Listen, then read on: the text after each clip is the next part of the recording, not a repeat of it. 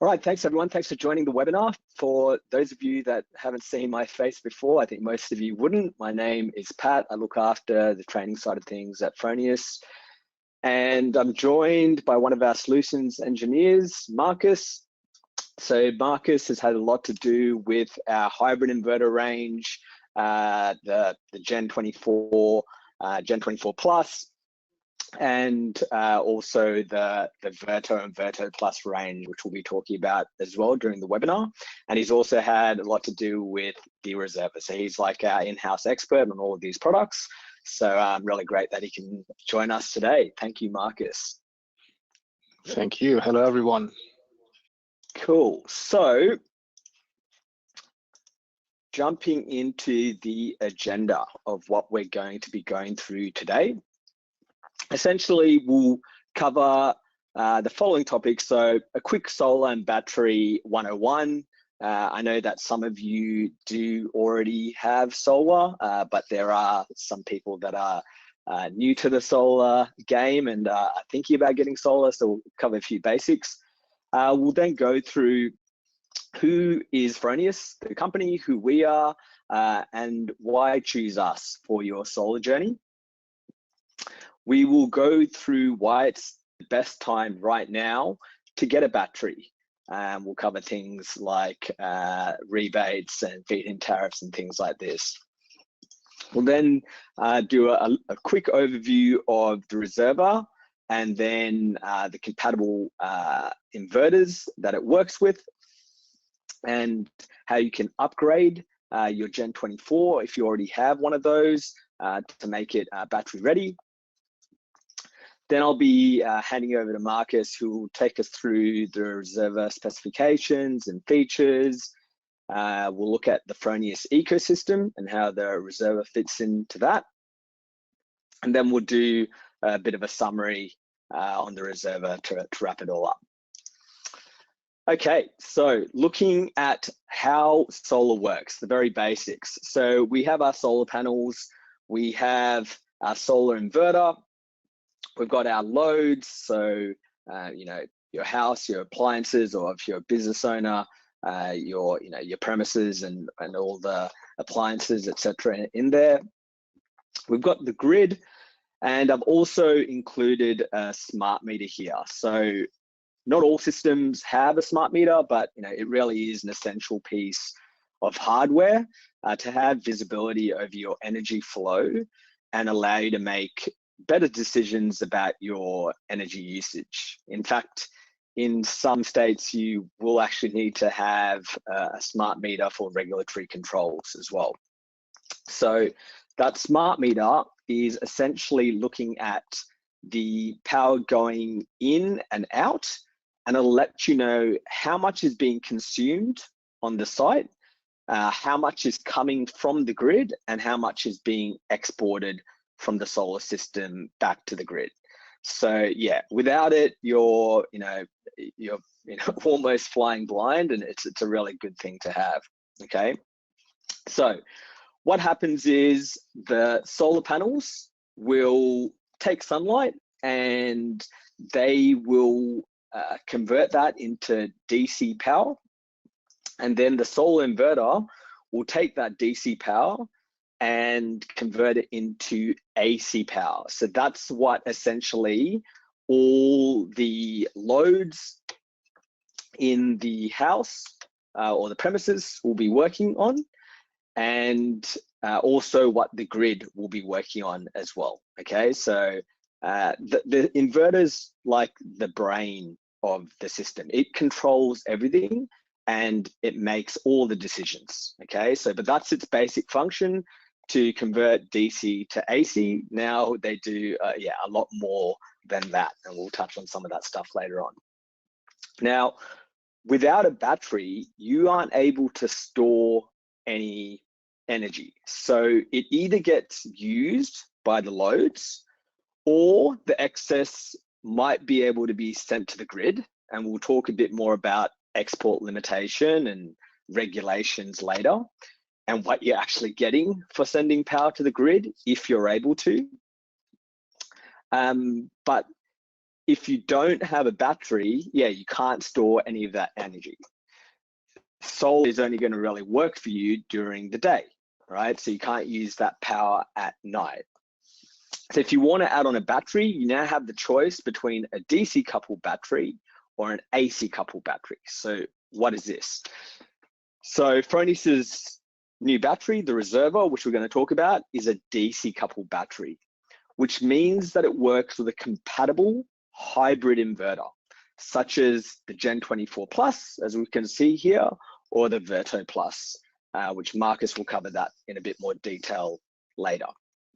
Now, the DC coupled battery, you can see our Reserva here, is attached directly to the inverter, okay?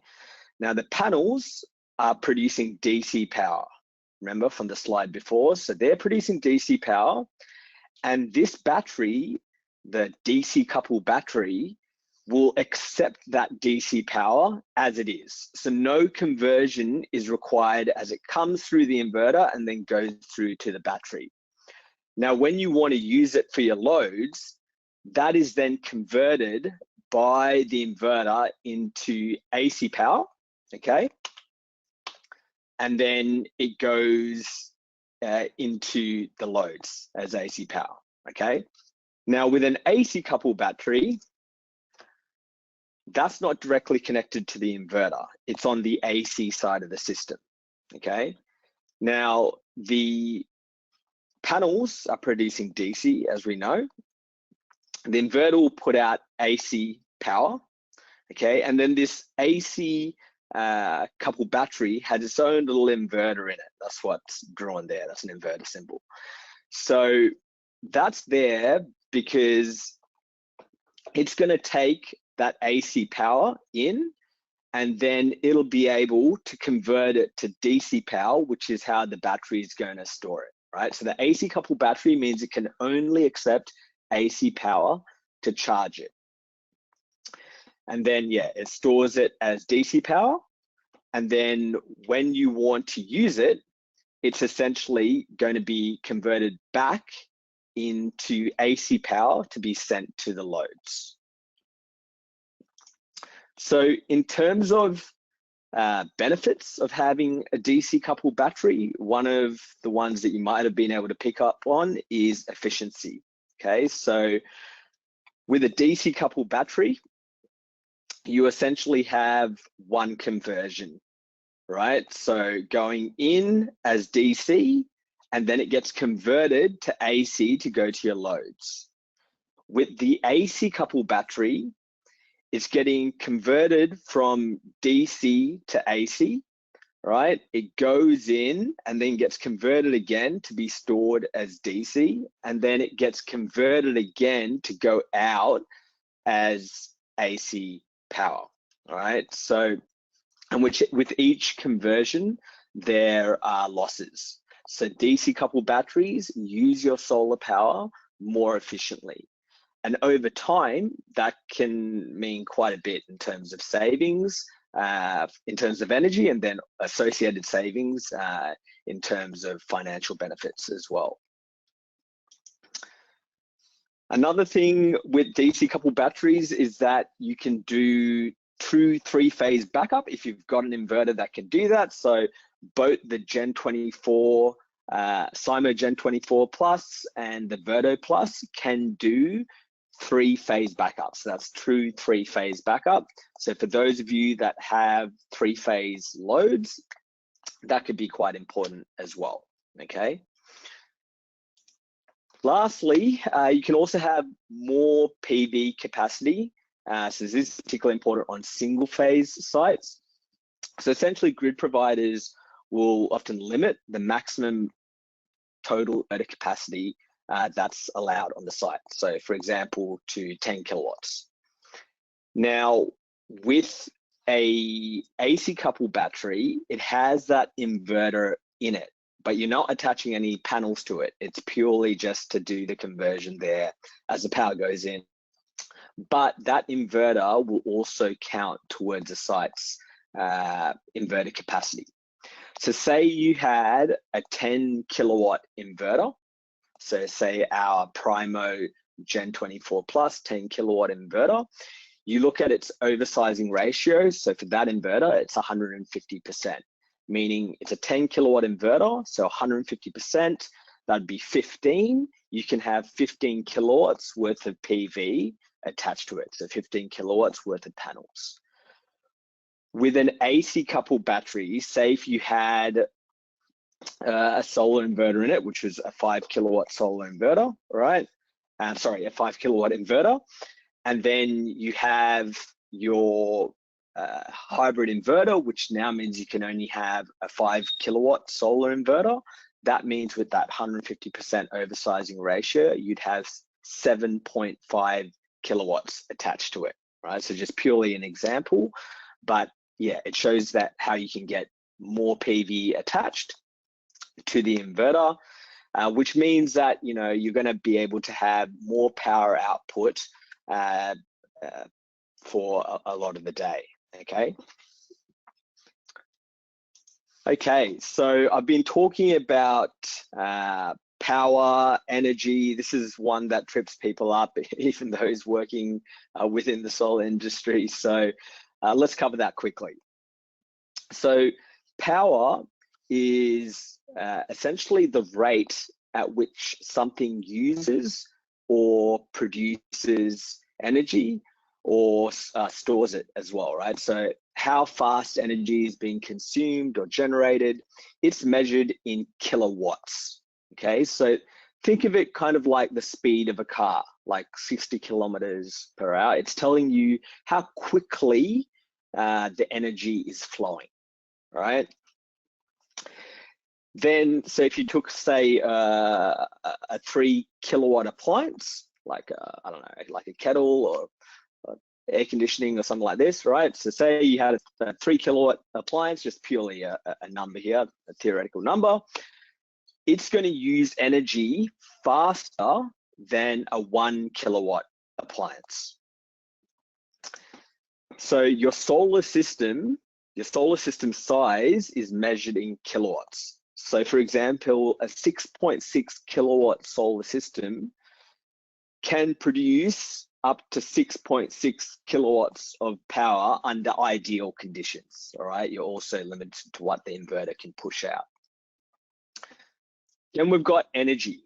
So this is how much electricity is used, stored, or produced over time. So it's power as times multiplied by time, right? So think of it like the car fuel used on a trip, okay? So like 1 kilowatt hour is using 1 kilowatt for 1 hour, okay?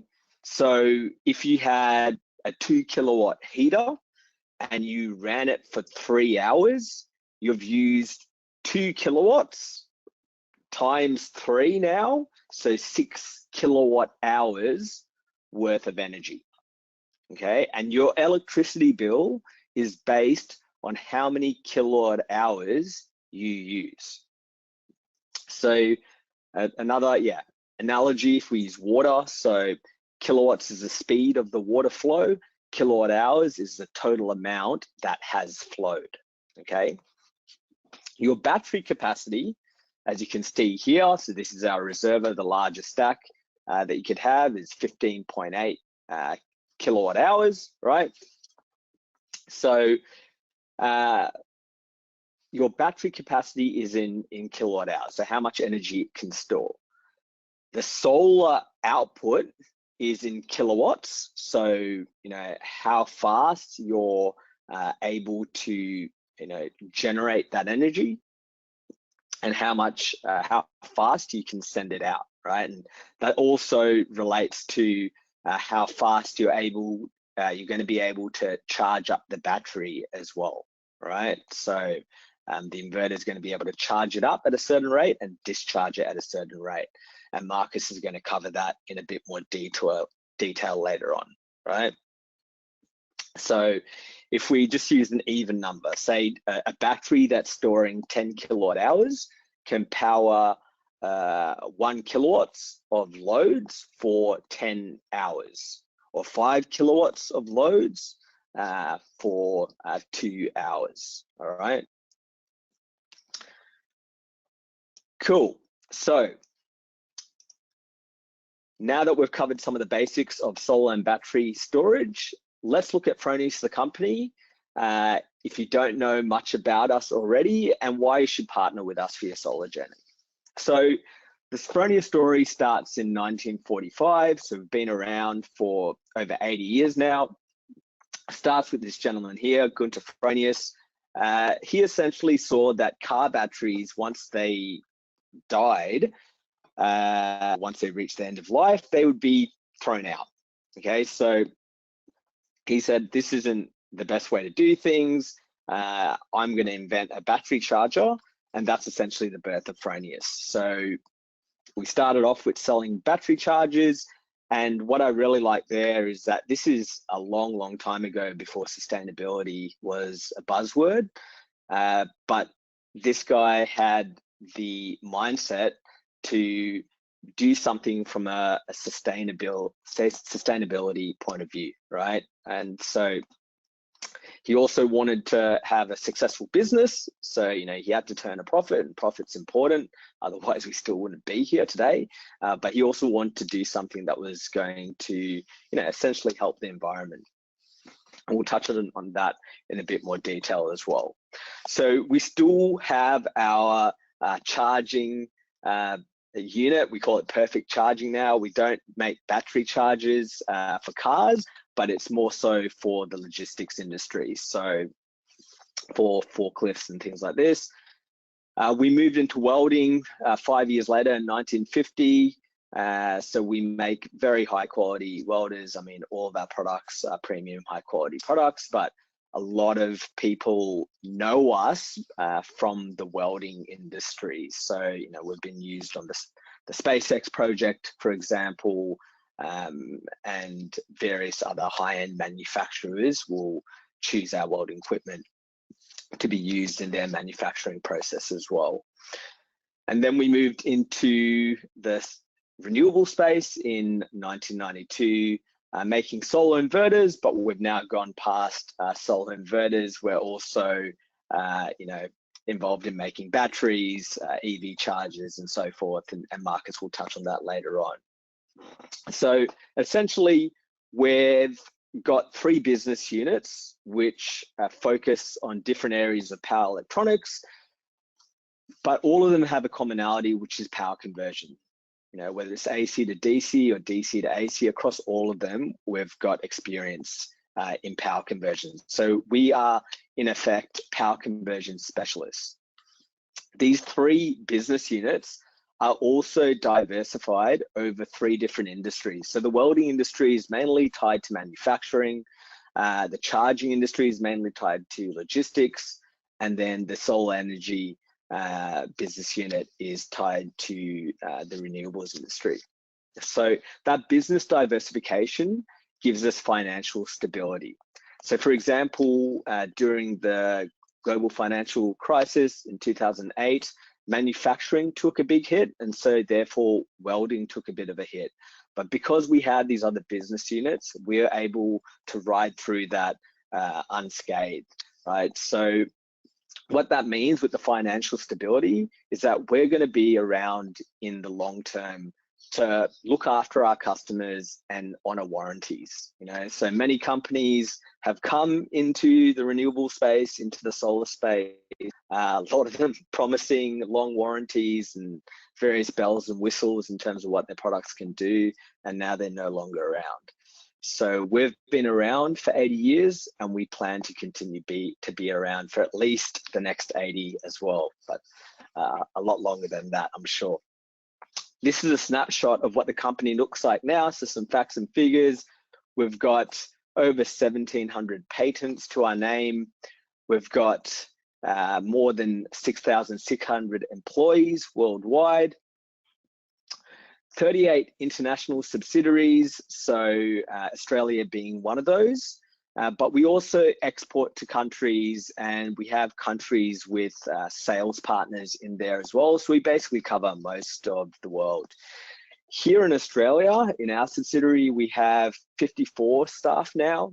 So when I joined, it was in the mid 30s, I believe. So that was about 5.5 years ago, almost. So we have, as part of that team, our own repair center, our service and tech support team, all here locally. So yeah, all your required support is here locally. If anything needs to be repaired, doesn't need to go offshore, we can diagnose and repair things here as well. So I was talking about how the company started off with this man, Gunther Fronius. He handed on the reins to his son and daughter, Klaus Fronius and Brigitte Strauss. They effectively globalized Fronius. They took us around the world and really took it to the next level. And now it's actually the granddaughter of Gunther Fronius, Mrs. Elizabeth Strauss, who is the head honcho of Fronius. So it's still a family-owned company, still privately owned. And what that means is we have the ability to make our own decisions about the trajectory of the company, what we invest in, what products we want to bring to market and all that. We're not beholden to external shareholders, okay? We are also one of the only manufacturers coming out of Europe in terms of the solar energy space, and something that we're quite proud about. We're known for our reliable products. We'll touch on that in a bit more detail as well. Really strict quality assurance processes and also strict data security as well, okay? So yeah, we'll touch on that in more detail. So when manufacturing our products, we don't just want to make, say, an inverter that's just generating energy.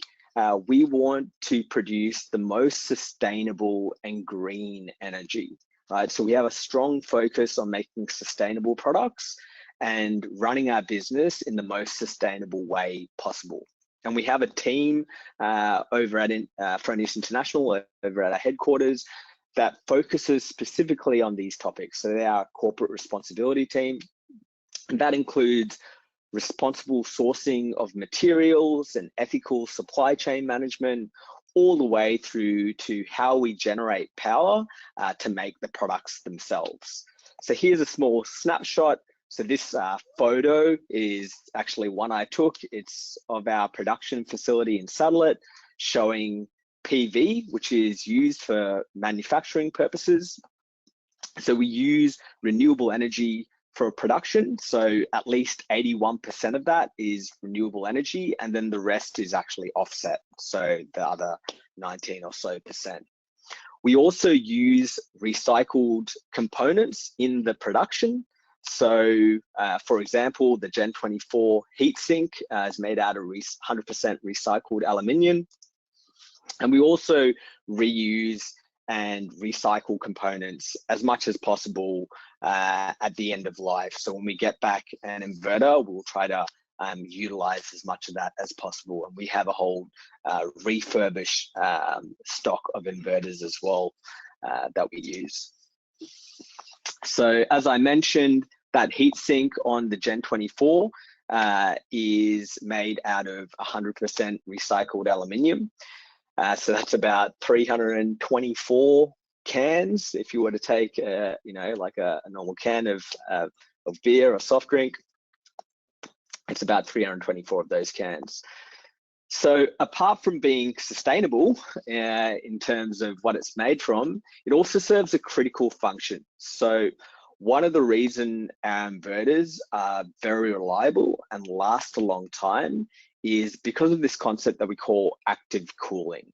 So a lot of inverters out there in the residential space don't have active cooling. What they have is passive cooling, okay? So passive cooling essentially will just have hot air being circulated around the internals of the inverter. And with that, you can have hot spots forming. Whereas with active cooling, what happens is the air is extracted by a fan and then pushed out over a heat sink. So if we go back to this slide, So this fan here with the Gen 24, Gen 24 Plus is taking out the hot air and then pushing it out over this spiralized heatsink. Okay, and in that way, the hot air is dispersed. Because there's this rule, the Arrhenius rule, like an engineering principle. Whenever you add 10 degrees Celsius to an electrical component, you're basically halving its lifespan. Okay, so our engineers and experts over in R&D know from all this experience in power conversion technology that we've been involved in for over 80 years. They know that to get the best results and to have our electrical components being as reliable as possible, and therefore the whole product being as reliable as possible and lasting for as long as possible, we need to have this active cooling.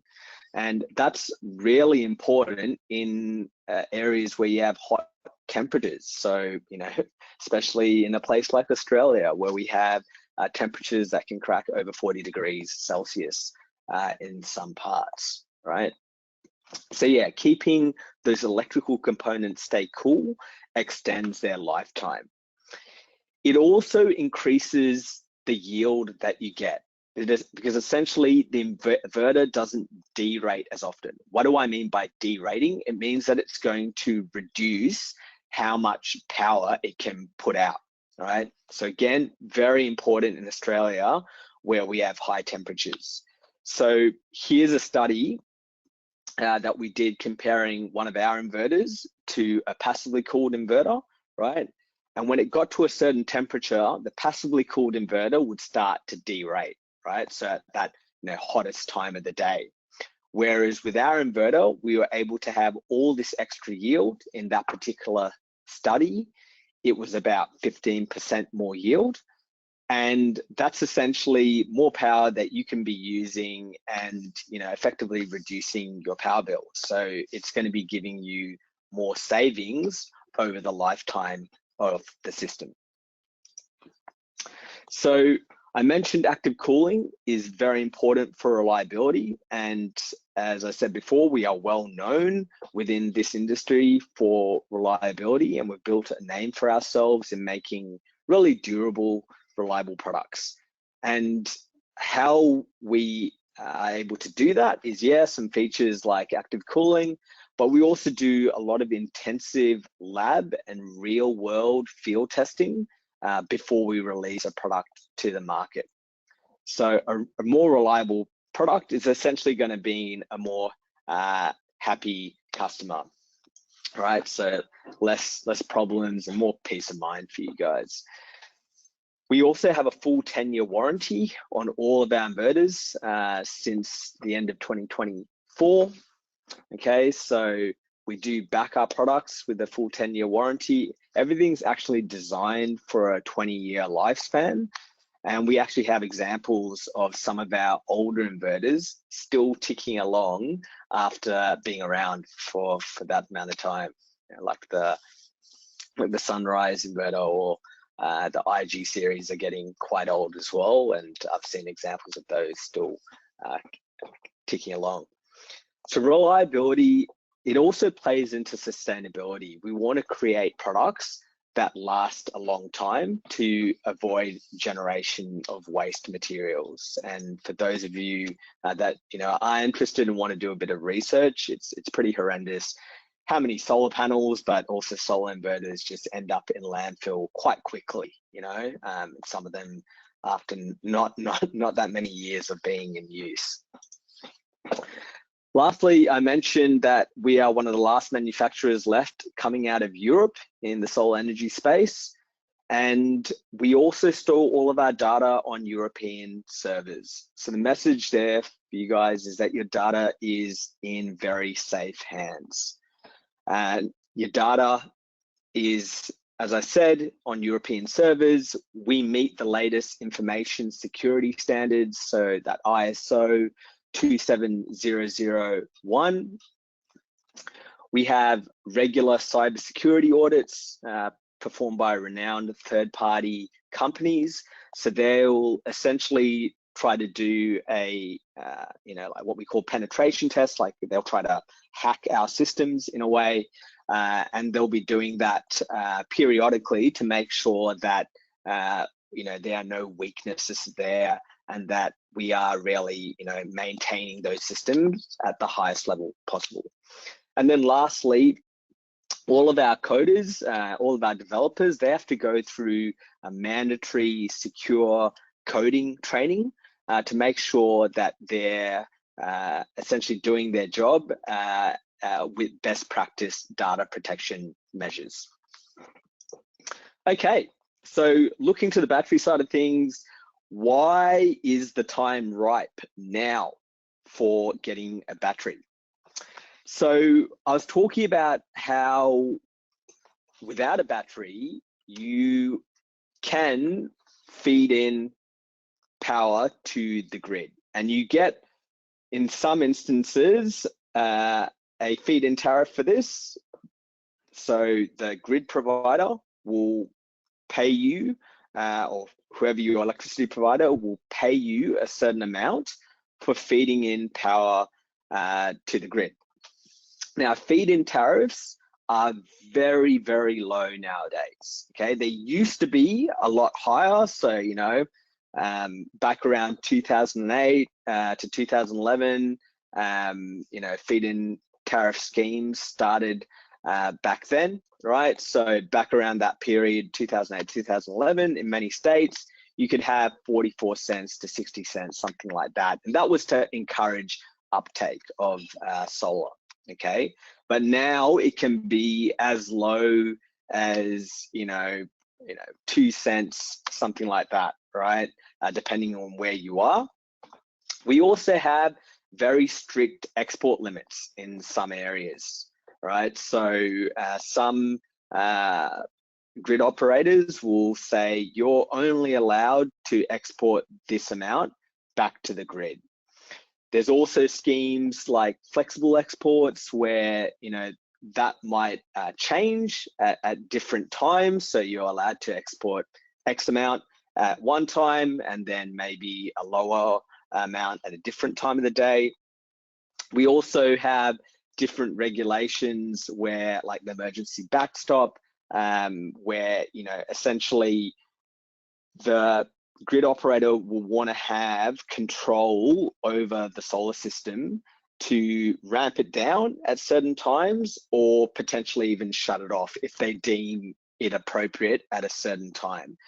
And the reason why all of these regulations and different strategies or schemes are in place is for grid stability, right? So essentially, during the middle of the day when there's a lot of people now with solar and, they could potentially have been exporting all of that back to the grid, it could be too much for the grid to handle, right? So they don't want that.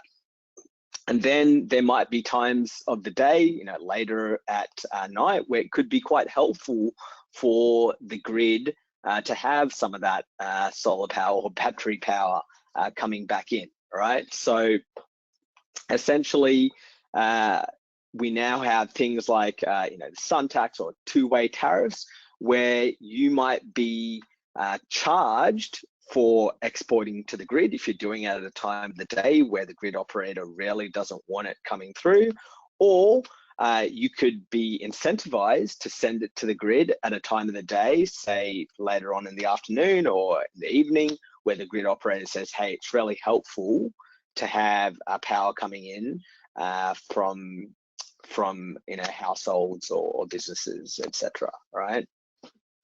There's also VPP options, so virtual power plants. This is a really interesting space where essentially, you'll have a lot of distributed energy sources. So different, say in our example, we're going to have different households with solar and battery storage, right?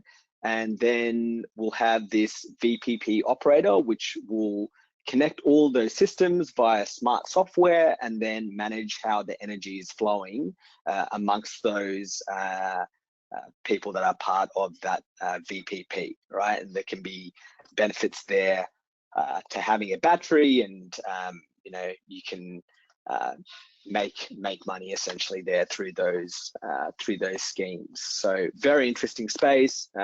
Highly recommend doing a bit more reading or watching some more videos on that, because there's a lot that we could talk about. And then last but not least, obviously, the federal battery rebate. So since that was introduced in the middle of this year, it's really increased the uptake of batteries, because essentially, along with all of these other things I've talked about, the economics really stack up, right? So you can save a lot off your total battery installation, right? Depending on how much you get installed on site, you can save a lot there. So the economics really make sense for a lot of people now, and that's why industry has gone gangbusters since it was introduced. So looking at some of the benefits there on top of what I already just talked about. So we covered storing that free energy, right? So that energy that's coming from solar, it's free energy, and instead of you know, not storing it and then having to buy back more expensive energy from the grid later on, right? What you can do is store that and then utilize it later on, you know, in the late afternoon or at night when there is no solar generation to power your loads, right? Then you've got energy independence. So that includes home backup. So if there's a grid outage or grid maintenance, you can still have your house running. Okay, you know, we're seeing more extreme weather events which can impact the grid. So storms and floods, bushfires. You know, when there's a blackout, your battery keeps your essentials running when the grid can't. And in general, just having more self-reliance and the grid operators having less control over your energy management and the associated costs that come with that. You're also locking in your energy costs now. Okay, this is a long-term investment, so you're protected from rising energy costs. Okay, so you will see benefits and savings now, but potentially even higher benefits going into the future. And then lastly, for those of you that have a sustainability mindset or really care about this, you know, you can feel good about producing clean energy and then using a lot of that clean energy for your home or at your business. Okay, looking at the Reserva, so what a lot of you are here to find out more detail about. So a quick snapshot of what the Reserva is. Marcus will go into more detail. It is a modular battery. So it starts at 2 modules and goes up to 5 modules. So that's 6.3 kilowatt hours up to 15.8 kilowatt hours. Okay, it's a high voltage battery. So a high voltage DC coupled battery, as I said before. So DC coupling and high voltage technology allows for high efficiencies with very little losses. It's lithium iron phosphate battery chemistry, so proven to be very safe, you know, a very safe battery chemistry with a long lifetime. It's been around for a long time. So proven technology, and then lastly, European design, support, and that data security, which I touched on. In terms of the inverter compatibility, it will be compatible with the Gen 24 Plus. So the Primo Gen 24 Plus, which is single phase, comes in power classes 3, 4, 5, 6, 8, and 10 kilowatts.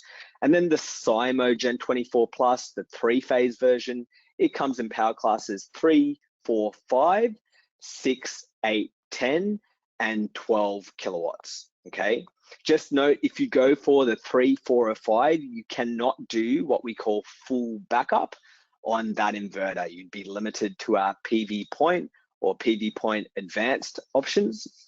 We've done a whole webinar on backup solutions if you want to check that out and learn a bit more, but just one thing to note there. Then we've got the Verto Plus, which isn't released yet, so it should be here in the first half of next year. So that's purely for three-phase. So if you, those of you out there with large houses, or maybe a small business owner out there, it's essentially going to come in 15, 20, 25, 30, and 33.3. Okay. Okay. So if you've already got a Gen 24 inverter, you're essentially halfway there. Okay. The Reserva is built to plug straight in. You essentially just need to upgrade that inverter to a Gen 24 Plus. Okay, so the battery, the DC coupled battery connection is not active in the Gen 24. You essentially just upgrade it via license upgrades. That's done online. It's kind of like a software upgrade, a bit different, but it's done online.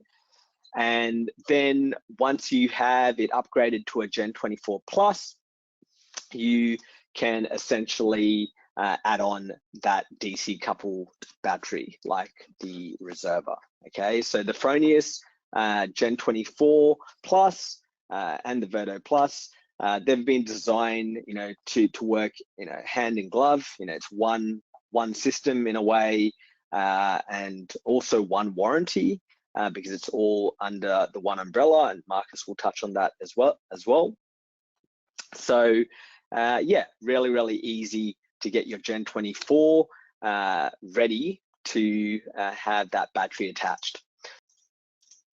All right, so looking at the feature overview, so essentially it's a very slim design, so one of the slimmest batteries on the market. Modular storage, so I touched on that before. So essentially what that means is you can retrofit. So you can start with a small amount of storage and then build up as necessary. It also has high storage capabilities as well with multiple stacks. So it really gives you a lot of flexibility for different energy needs now and into the future. It has high charge and discharge rates, particularly on the three-phase.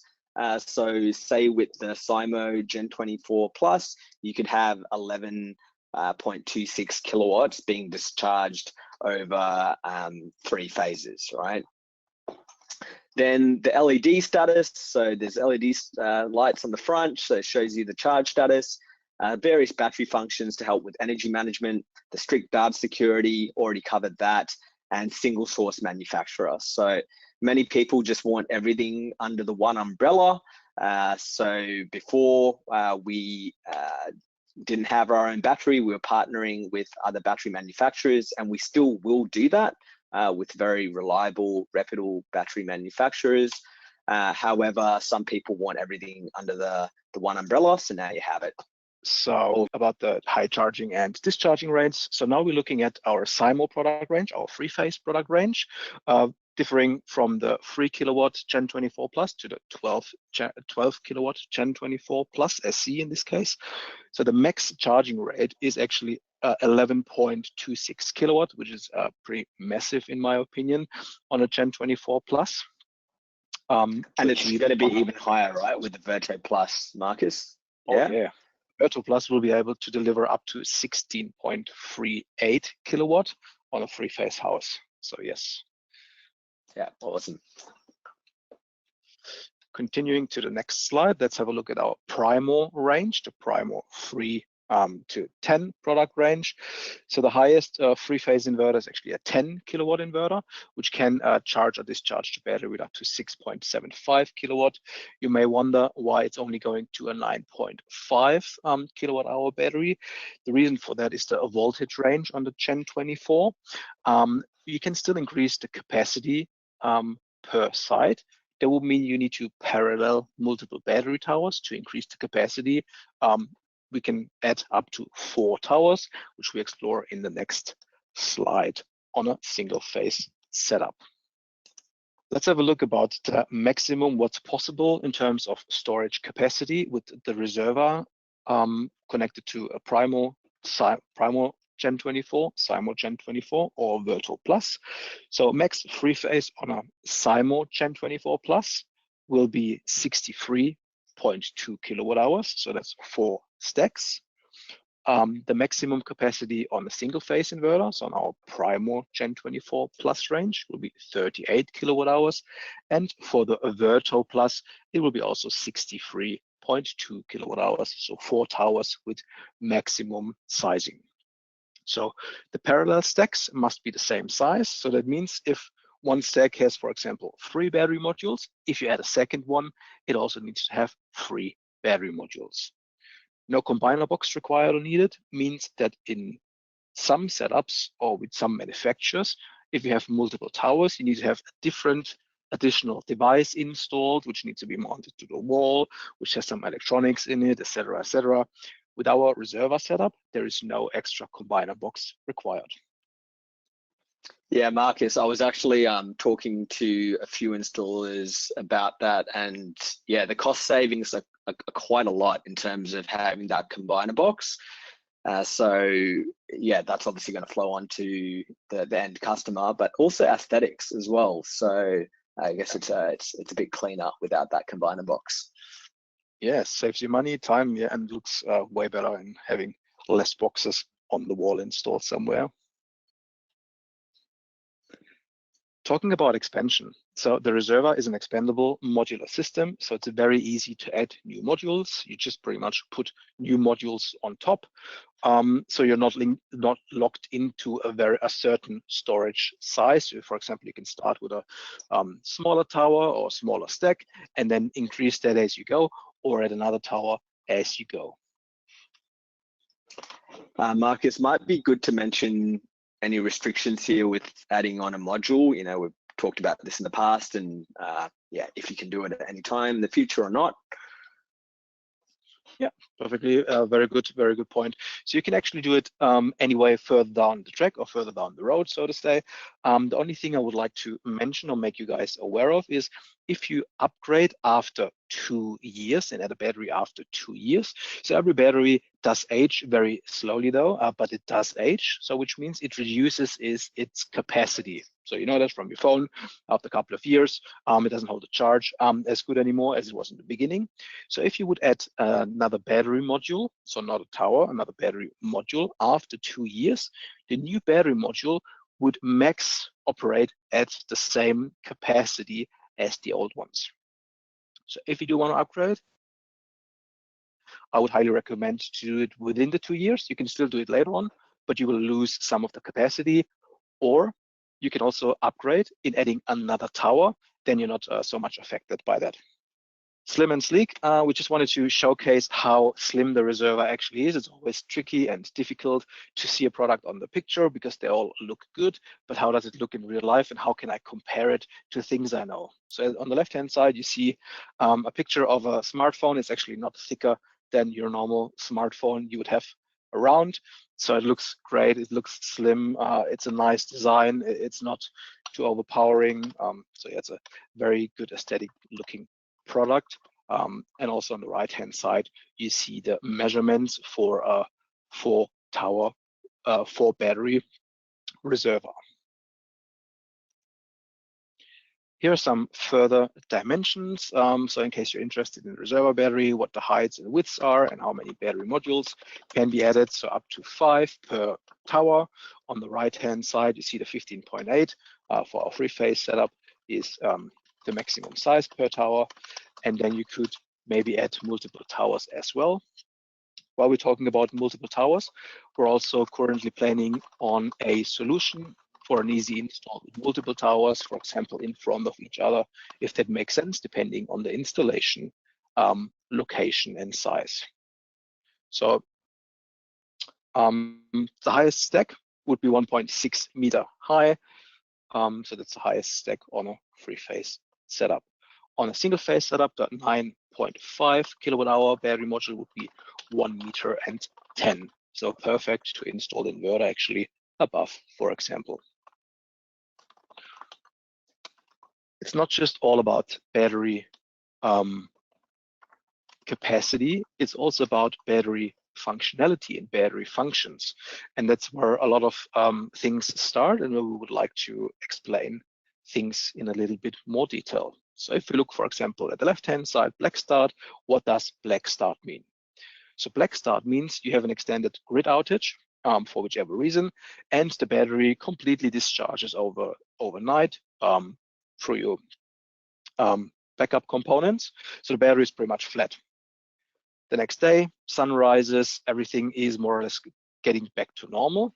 That means if the system is able to start up, from that I have the battery is empty and the system is able to start up, operate normal and support your backup loads, that means it is black start capable. Just be aware, not all inverters and not all systems on the market are able to do that. So if you live in an area where I live, where we have regularly week-wise grid outages, then it's very good, and you can be rest assured that the system starts up actually in the morning if it happens that you actually use all of your energy. Then we have advanced battery control features.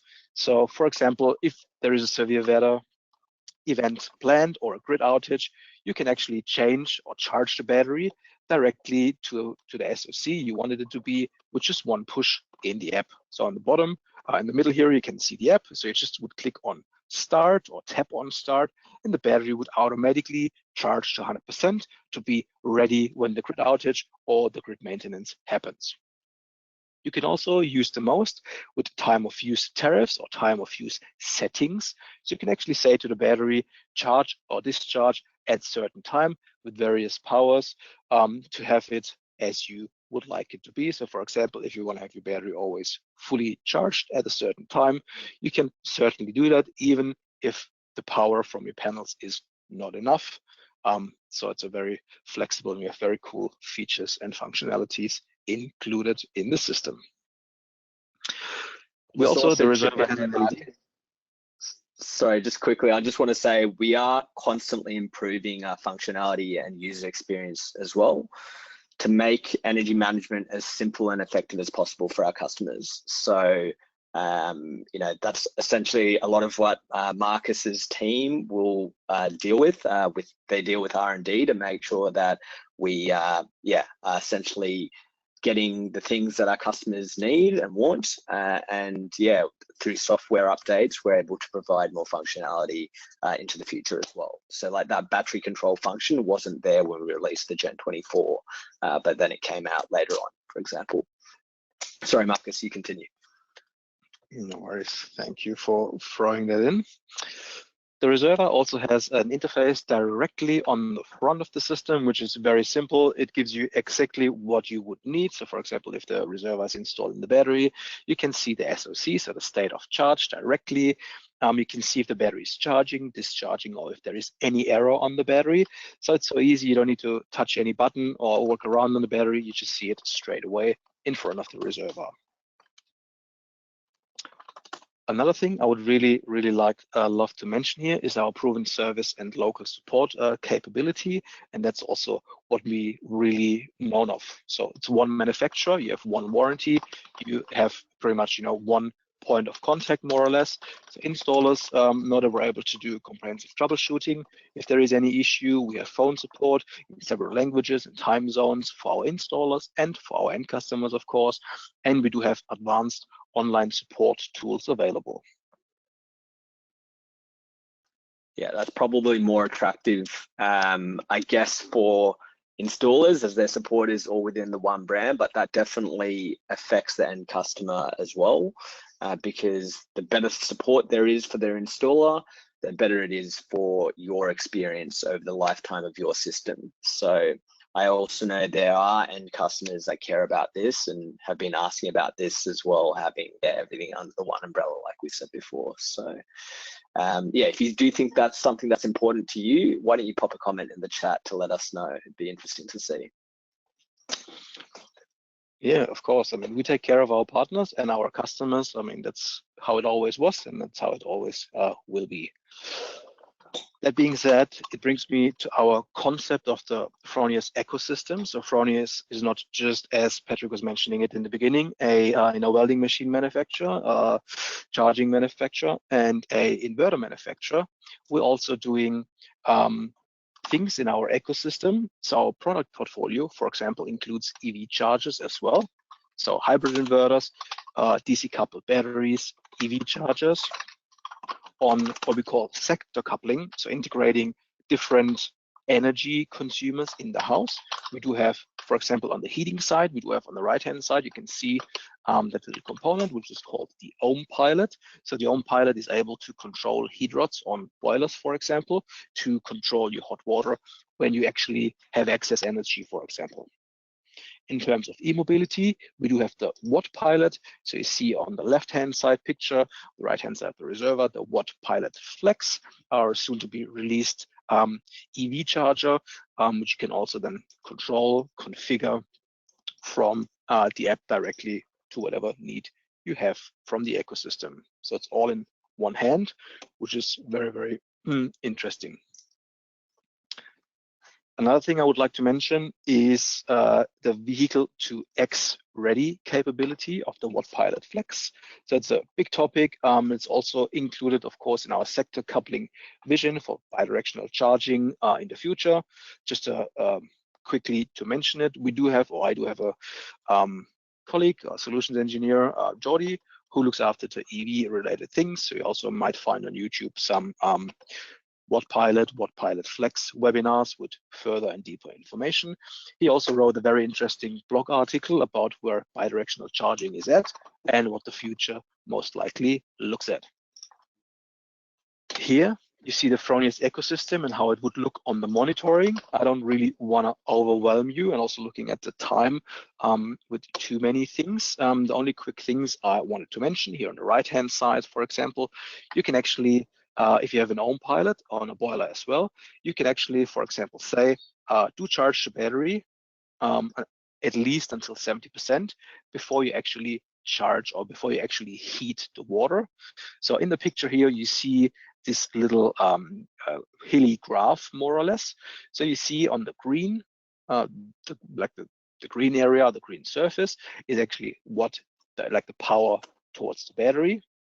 The gray area is the power fed into the grid, and at the same time you see the red line, which is actually the heating temperature. So the ohm pilot would heat accordingly your hot water system to make most use of your energy.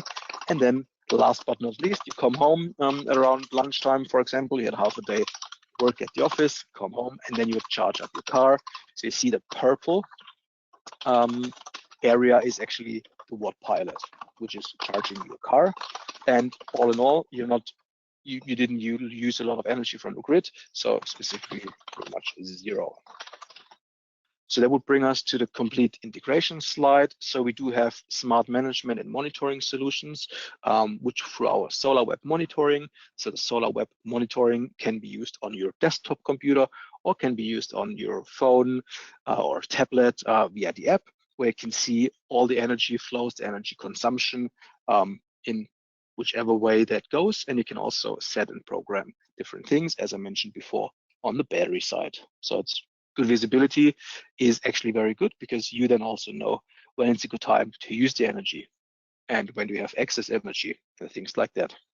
Yeah, I also wanted to mention here, Marcus, that we're looking to make the user experience even better for our customers. So over the coming years, you will see the solar web monitoring platform and app change a bit, but it'll obviously be for the better, and it'll include more functionality for you guys. Yeah, absolutely. Quick summary before we wrap up on the Reserva side. So Reserva is a slim profile battery, so it fits perfect in smaller spaces, narrower spaces. It's the perfect battery for homeowners as well as small business owners, because it's a modular storage. It's flexible, so you have large storage capacities up to 63 kilowatt hours on three phase and 38 kilowatt hours on single phase, with high charge and discharge rates up to 11.26 kilowatts on the SignWatch N24 Plus. It's easy and fast to be installed, so that's why installers also like that product. You can be rest assured with European data security. We have battery functions, as mentioned before, energy management, which we're going to improve and add more as we go. We have a seamless integration with SolarWeb, so holistic monitoring solution, where you can also see the Watt Pilot, our EV charger, or the Ohm Pilot, our hot water solution. And another big advantage would be single source manufacturer, which is very well known for high quality service and support. Great. Thank you so much, Marcus, for taking us through that. Pleasure. We've essentially reached the end now. So if you want to leave us a nice review, probably, more for those, existing customers and fans, share a story and a review. They really help us. But if you're a potential customer and just loves our company for whatever reason that may be, that would also be really nice. We'll also be taking some questions now quickly. We have run over time, so we'll just take a few. Marcus, feel free to jump in with any questions you saw that were interesting. I'll have a look through as well. But we will get back to everyone after the webinar. We'll also do a frequently asked question mail out too. All right, so someone had asked about which Fronius inverter is compatible with BYD batteries or other brand batteries. So essentially all of our Gen 24 Plus series and the Verto Plus range will be compatible with the Fronius Reserva, and then some BYD batteries like the BYD Battery Box Premium, HVM, HVS, that's compatible with the Gen 24 Plus right now. We're also looking at other battery manufacturers as well to partner with. Beautiful. I saw one as well. When the Reserva will be available in Australia, it is now available, so you can purchase it or order it now. So maybe just touch base with your installer in regards to availability. And also one quick other point, which I saw earlier quite often, is if you have a Gen 24 installed already at your home, via a licensing update, you can update a Gen 24 to make it a Gen 24 Plus, as Pat was mentioning it, to be able to connect a battery. So for further information, I would recommend to also touch base with your installer in guiding you through the process. Someone has asked about the difference between a module and a tower.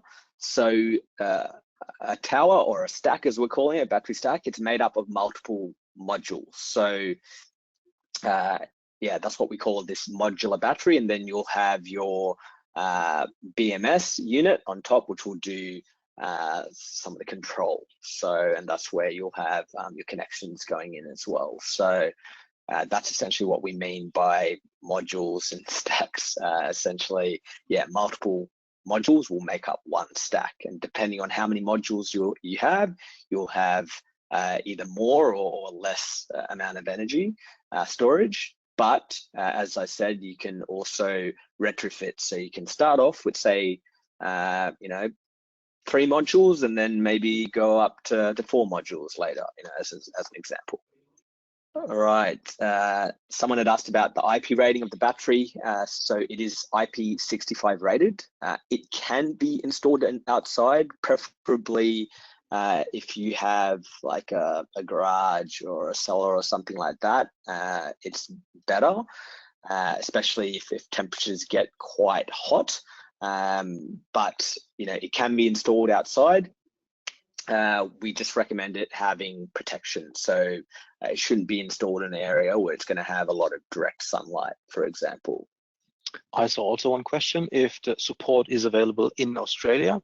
So yes, we have a local support team based out of Melbourne and based in Perth, WA, to cover all the time zones around Australia and New Zealand for the best support possible for installers and of course our direct customers. Someone had asked about, with a 5 kilowatt inverter, what is the highest stack you can have? Now, if it was a 5 kilowatt Simo Gen 24 Plus, that's the 3-phase inverter, then you could have the 15.8 kilowatt hour stack. Okay, so that's the largest stack. However, with the single phase, so say the Primo Gen 24